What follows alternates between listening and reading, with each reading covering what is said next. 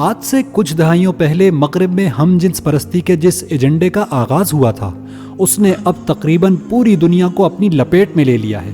Social media, Netflix, movies اور T V ڈراموں کے ذریعے عوام کی رائے اس حق میں بنائی گئی کہ یہ ایک فطری چیز ہے اور ہمیں ایسے لوگوں کو کھلے دل سے قبول کرنا چاہیے کہ یہی لبرل اور آزاد خیال ہونے کی نشانی ہے۔ فیس بک، یوٹیوب اور تمام سوشل میڈیا پر اس کی خوب ترویج کی گئی۔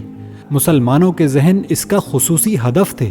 یہاں تک کہ باحجاب لڑکیوں کو اس کا حامی دکھایا گیا۔ اب یہ گندگی مختلف ممالک میں قانون اختیار کر چکی ہے اور مختلف ملکوں میں LGBTQ کمیونٹیز بن چکی ہیں،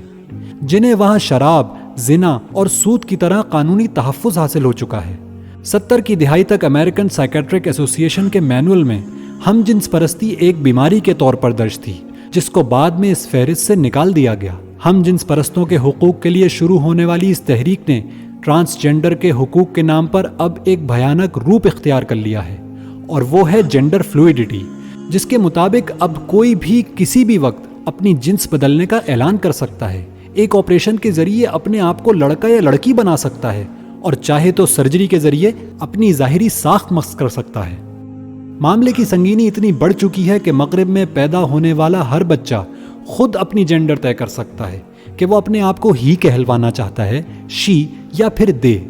خطرے کی بات یہ ہے کہ LGBT کا فتنہ اب نہ صرف میڈیا کے ذریعے ہم تک پہنچ رہا ہے، بلکہ پاکستان میں باقاعدہ اس کے لیے قانون سازی ہو چکی ہے۔ ٹرانسجینڈر پرسنز ایکٹ کے نام پر 2018 میں حکومت نے خواجہ سراہوں کے حقوق کے تحفظ کی آڑ میں اس ایکٹ کو پاس کیا۔ اس ایکٹ کی شق نمبر 2 اور 3 کے مطابق یہ ایکٹ صرف طبی مسائل کے حامل لوگوں یعنی حقیقی خواجہ سراؤں تک محدود نہیں، بلکہ یہ ہر شہری کو محض اپنی خواہش کی بنیاد پر مرد سے عورت اور عورت سے مرد بن جانے کی اجازت دیتا ہے۔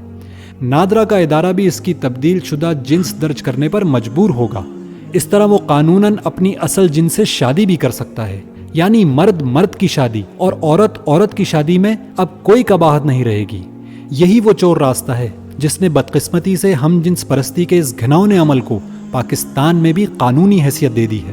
پاکستان کی سینٹ میں اس قانون کے خلاف تنہا توانا آواز جماعت اسلامی کے سینیٹر مشتاق احمد خان کی ہے، جنہوں نے اس بل کو حقیقی خواجہ سراؤں تک محدود کرنے کی ترمیم پیش کی اور جینڈر کی تبدیلی کو میڈیکل بورڈ کی منظوری سے مشروط کیا کہ آیا وہ واقعی خواجہ سرا ہے یا محض اپنے ذہنی خلل یعنی جینڈر ڈسفوریا کی بنیاد پر یہ کام کروا رہا ہے۔ لیکن تمام لبرل جماعتوں نے اس ترمیم کو رد کر دینے کا فیصلہ کیا۔ ہماری سیاسی پارٹیوں اور پارلیمنٹ کی مجرمانہ غفلت کا یہ حال ہے کہ جس زہر سے مغرب کا خاندانی نظام آج تباہ ہو چکا ہے، وہی زہر پاکستانی قوم کو انسانی حقوق کے تحفظ کے نام پر پلایا جا رہا ہے۔ یہ وقت ہے کہ پاکستانی قوم اپنی نسل، اپنی اقدار، اپنے خاندانی نظام اور اپنے دین کو بچانے کے لیے فوری ہوشیار ہو جائے، قبل اس کے کہ یہ زہر خود ہمارے معاشرے کے ہر گھر میں سرایت کر جائے اور ہم اس کو حاصل قانونی تحفظ کی وجہ سے اس کا کچھ بھی نہ کر سکیں۔